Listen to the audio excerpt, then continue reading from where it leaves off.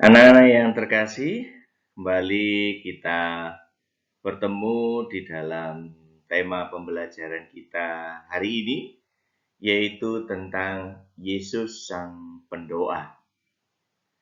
Pada tema kali ini, kita akan belajar dari Yesus tentang bagaimana berdoa yang baik.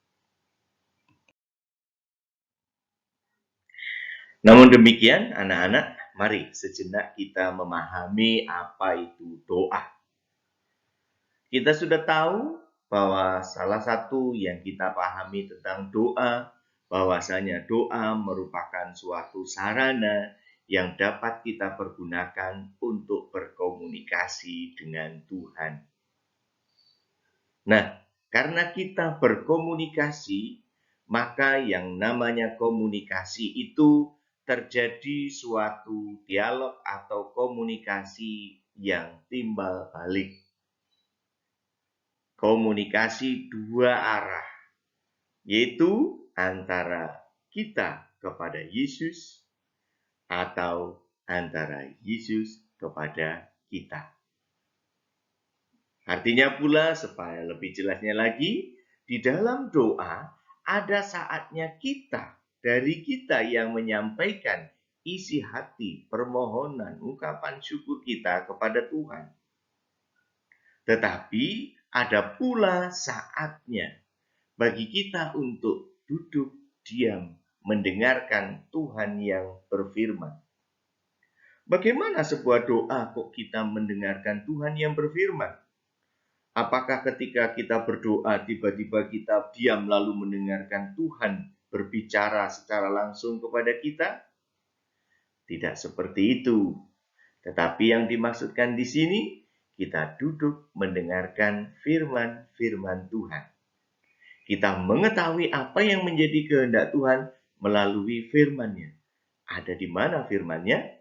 Ya, ada di dalam kitab suci. Dengan membaca kitab suci, artinya kita juga mendengarkan firman Tuhan. Inilah makna sebuah doa.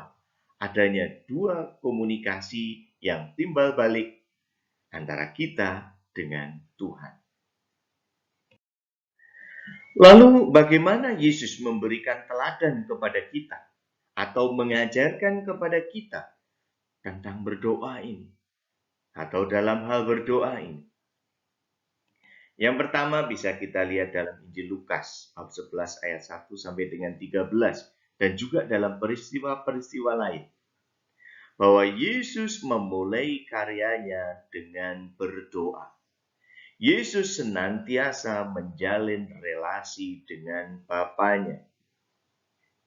Kita pun bisa meneladani itu semua dengan memulai, mengakhiri aktivitas kita, belajar, makan, mau tidur, dan sebagainya dengan berdoa, dengan menjalin relasi kita dengan Tuhan.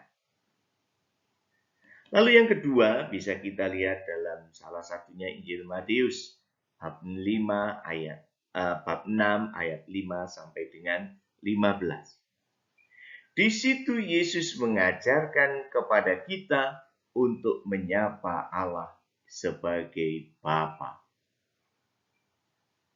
Ini menunjukkan kepada kita bahwa Yesus mengajarkan kepada kita Allah tidak jauh dengan kita. Allah begitu dekat dengan kita. Karenanya kita menyebut Ia sebagai Bapa kita. Yesus menggambarkan bahwa Allah itu seperti Bapa kita.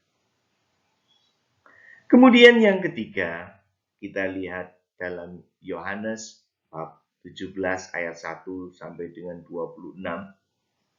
Di sini Yesus mengajarkan kepada kita untuk peduli dengan orang lain dalam doa-doa kita. Kita diajak untuk berdoa tidak dengan cara yang egois, hanya untuk kepentingan kita sendiri. Tetapi Yesus mengajarkan kita juga berdoa untuk orang lain.